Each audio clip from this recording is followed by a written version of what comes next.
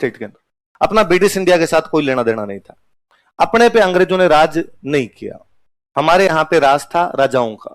किसका राज था? राजाओं की अंग्रेजों के साथ में संधियां थी। अब जब राजाओं की अंग्रेजों के साथ में संधियां हुई तो अंग्रेजों का सबसे बड़ा आदमी जो है वो है गवर्नर जनरल, और ये रहता है कलकत्ता।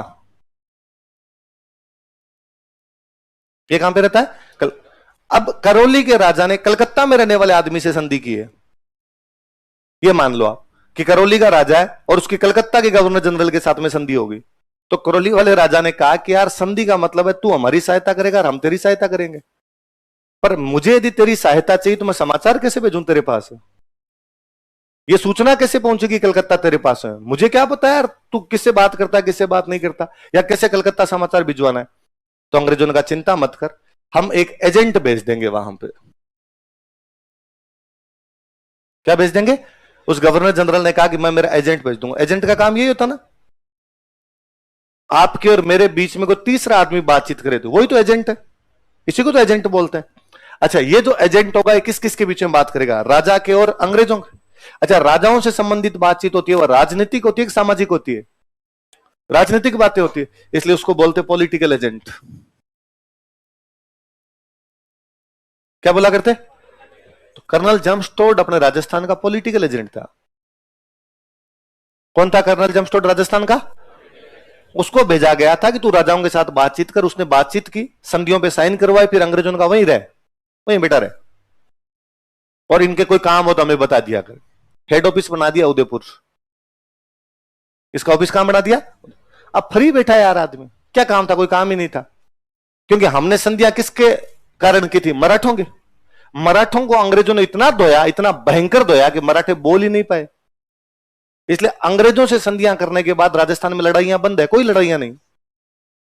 जब तक हमारी अंग्रेजों से संधियां नहीं हुई थी तब तक हमारे दो प्रकार की लड़ाइयां थी, या तो हम मराठों से लड़ रहे थे या हम आपस में लड़ रहे थे। अब जब अंग्रेजों ने संधियां कर ली तो मराठे तो खत्म ही हो गए, तो मराठों की तरफ से हमला तो समाप्ति हो गया, आपस की लड़ाई अंग्रेजों ने होने नहीं दी। इसलिए अंग्रेजों से संधियां करने के बाद राजस्थान में आम आदमी के लिए स्वर्ण काल है, गोल्डन पीरियड है, लड़ाई बंद हुई, कोई लड़ाइयां नहीं है, सुख शांति चैन से रहो, मजे करो, और जो करना है वो करो, लड़ाई नहीं होगी अब तुम्हारी किसी प्रकार की।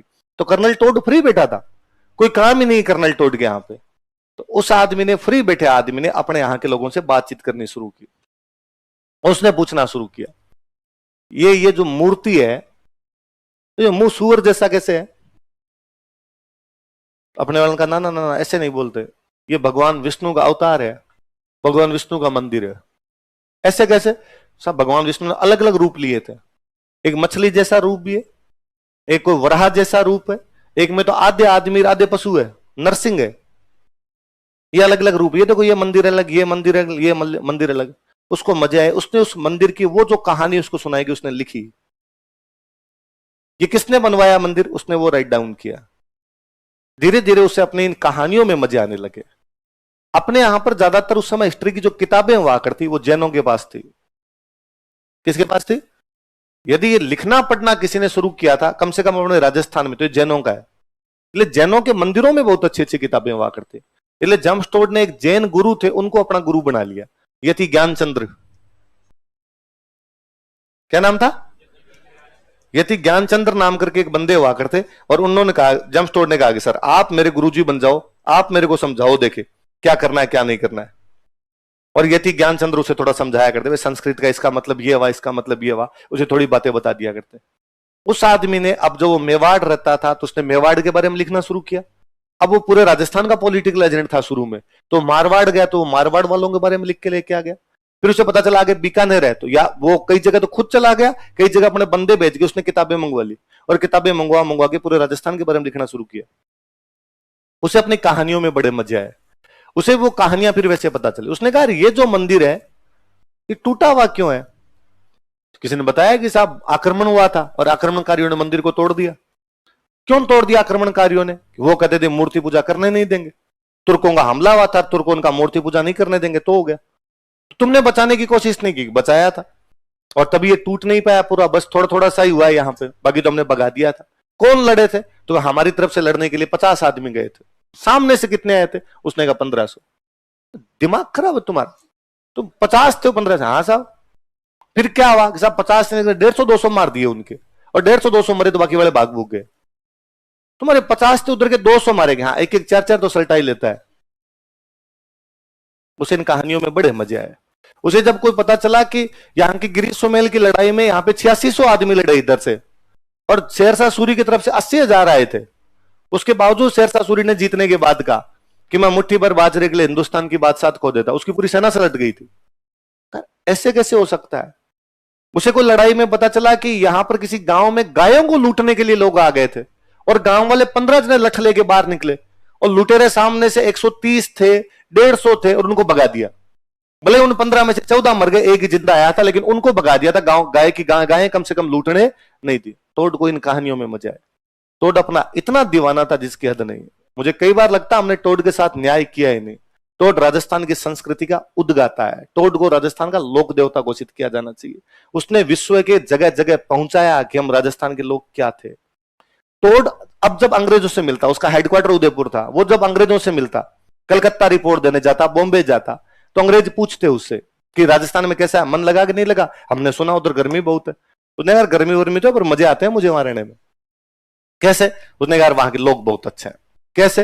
व्यवहार अच्छा है, ये अच्छा है। और उसने कहा यहाँ के लोग बहादुर भी बहुत है। कैसे? और उसने कहानियां सुना था, यार ये कर दिया था, वो कर दिया था। कभी अंग्रेजों ने उससे पूछा कि यार ये पहले कोई बहादुर रहे होंगे, अपने साथ में लड़े तो ये इतने बहादुर नहीं। तो उन्होंने वापस कहा कि धीमे बोल, नहीं लड़ रहे होते ठीक है, लड़ेंगे उस दिन पीटेंगे अपने को। इसलिए टोड पे अंग्रेजों को डाउट हुआ था कि टोड राजस्थान वालों के साथ मिल गया। अंग्रेजों का भयंकर डाउट था टोड पे कि टोड राजस्थान वालों के साथ मिलकर अंग्रेजों पे अटैक कर देगा। इसलिए टोड का जबरदस्ती ट्रांसफर किया। टोड को 1822 में कहा गया लंदन जा वापस। उसने कहा मैं यहां बुक का काम कर रहा हूं, नोट्स यहां से ले जा, वहां बना के तैयार कर लेना तेरे, यहां तेरे को राजस्थान नहीं रहने देंगे हम, इंडिया। जबरदस्ती ठेला गया उस आदमी को। जब वो यहां से रवाना होता है तब वो अपने किसी एक अंग्रेज दोस्त को लेटर लिखता है। वो लेटर पढ़ा जाए, गौरवान्वित होते हैं हम कि हम राजस्थान के लोग। वो लिखता है कि बहुत जल्द लंदन पहुंच रहा हूं, लंदन आने के बाद तुझे मेरे राजस्थान के उन मित्रों की कहानियां सुनाऊंगा जिनकी कहानियां अब तक दुनिया ने सुनी नहीं है। मैं बताऊंगा कि यहाँ के लोग कितने बहादुर हैं। मैं बताऊंगा कि यहाँ के लोगों ने क्या क्या कारनामे कर लिए थे। मैं बताऊंगा कि हमारे यूरोप में तो ऐसा कोई हुआ ही नहीं जैसे यहाँ के गांव गांव के अंदर लोग पैदा हो गए थे। इतना भयंकर, इस हद तक दीवाना था। जब उसे यहां से भेजा गया कि तू जा यहां से, तो जाते टाइम भी वो बंदा माना नहीं।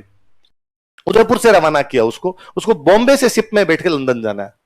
वो उदयपुर से जाता है सिरोही। उदयपुर से कहां जाता है? सिरोही। सिरोही से जाता है गुजरात। गुजरात से जाता है महाराष्ट्र। कहां से कहां रूट बताओ देखे? उदयपुर से सिरोही, सिरोही से गुजरात, गुजरात से मतलब 3 राज्य, राजस्थान, गुजरात, महाराष्ट्र। इसको बोलते हैं पश्चिमी भारत। इन 3 राज्यों को मिला के हम क्या बोलते हैं? पश्चिमी भारत। उसने जहां जहां रुका वहां वहां के बारे में और लिखता गया। इसलिए उसकी किताब का नाम है पश्चिमी भारत की यात्रा। किताब का नाम क्या है? और ये किताब कुछ भी नहीं है, उसका ट्रेवलिंग रूट है। उदयपुर से सिरोही, सिरोही से गुजरात, गुजरात से महाराष्ट्र, महाराष्ट्र में बॉम्बे, बॉम्बे से शिप, शिप से लंदन। ये रूट जो उसका है ना, उस पर वो पूरी पे एक बुक लिख के गया। और फिर वो बीच बीच में रुकता, घोड़ा लेके घूमता रहता। इसलिए हम आज दिन तक कहते हैं घोड़े वाले बाबा थे। कहानी अब कई बार ऐसा हुआ कि जैसे यहां कोई उसको कहानी सुनाने वाला बंदा मैं हूं, और उसे उदयपुर से मान लो आगे आबू की तरफ जाना है, आबू से सिरोही जाना है, और उसे लगा यार आबू से सिरोही मुझे इतने बजे पहुंचना है, और मैंने कहानी शुरू की। मैंने कहा साहब कहानी 2 घंटे लेगी, ऐसे उठ के नहीं जा सकते। तो उसने कहा तू भी घोड़ा लेके मेरे साथ चल ले, पेमेंट दे दूंगा मैं। घोड़े पे चलते चलते कहानी सुना दे। मुझे आबू तक लेके गया, वहां जाने के बाद मेरे को पेमेंट दिया, मेरे को वापस रवाना हो जा। या पहले लोग पेमेंट लेते भी, लोग कहते हैं लोगों को कहानियां सुनाने में तो मजे आते। लोग कहते हैं यूं सुना देंगे हम तो जाके वापस आ जाएंगे, कौन तू सुन रहा है, ये बहुत बड़ी बात है, कौन किसकी सुनता है आजकल। इसलिए टोड बेचारा उन लोगों को साथ में वो ठेलता रहता था लगातार। तो उसने 2 किताबें लिखी अपने पे। उसने एक किताब तो लिखी राजस्थान के इतिहास पे, किस पे लिखी? राजस्थान के। एक किताब तो मैंने बताई दिया, कुछ ही नहीं है, राजस्थान, गुजरात, महाराष्ट्र, इसको मिला के क्या बोलते हैं? पश्चिमी भारत। यहां की यात्रा की, इसलिए किताब का नाम क्या है? पश्चिमी भारत की यात्रा। क्या नाम है किताब का? पश्चिमी भारत की यात्रा। एक किताब में जब वो अलग अलग जगह पे रहा तो राजस्थान का इतिहास लिखा। इतिहास 2 प्रकार का होता है, एक वह है जो रिटन होता है, लिखित, और एक वह है जो जमीन में मिलता है, आर्कियोलॉजी। कौन सा होता है? या आर्कियोलॉजी का दूसरा बता दूं, एक तो किसी किताब में लिखा हुआ, या कोई एक मंदिर है और उस मंदिर के बारे में पता लगाना कि कब हुआ था, कब बना था, उसके बारे में वैसे वैसे लिखना। या तो कोई ये मॉन्यूमेंट्स वगैरह देख के लिखा जाए या किताबों को देख के लिखा जाए। उसने दोनों प्रकार से लिखा, उसने किताबों को देख के भी लिखा, उसने मॉन्यूमेंट वगैरह देख के भी लिखा। किताबों को देखकर जब इतिहास लिखा तो उसको बोलते हैं एनाल्स।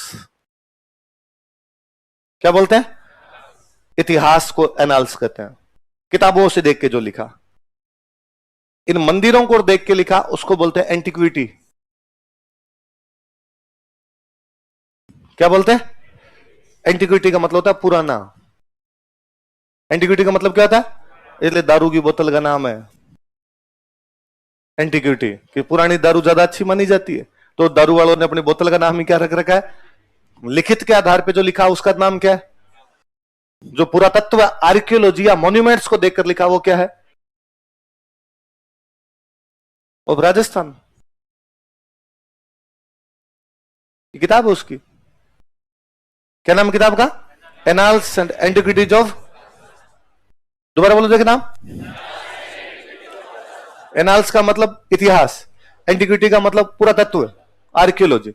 मैं इतिहास लिख रहा हूं, मैं यहाँ के मंदिर वंदिर के बारे में, यहाँ की जमीन के अंदर क्या मिल सकता है क्या नहीं मिल सकता उसके बारे में लिख रहा हूं, ये लिखा। पर अब दिक्कत ये कि राजस्थान है क्या? किसके बारे में लिख रहा है तू? तू राजस्थान के बारे में लिख रहा है। राजस्थान किसको कहते हैं? ये एग्जैक्टली लोकेशन कौन सी है? उसने लोकेशन डिफाइन की, उसे लगे, उसके समझ में आ गई थी यार किताब का नाम समझ गए, इनको समझ में नहीं आएगा, तो उसने डिफाइन किया, उसने वापस लिखा है उसको। उसने लिखा राजस्थान क्या है।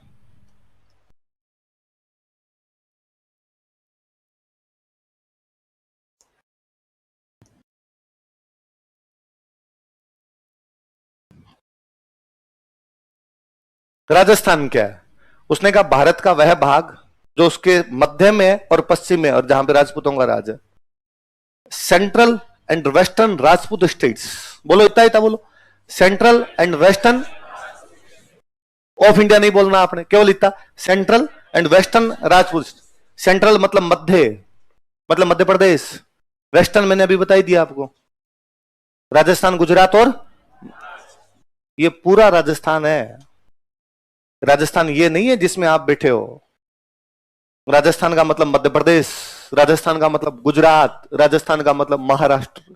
इन सब जगह पे राजपूतों का राज था, राजपूत स्टेट्स थे, ज्यादातर ये राजपूत स्टेट्स थे। तो उसने पूरे का नाम क्या दिया है?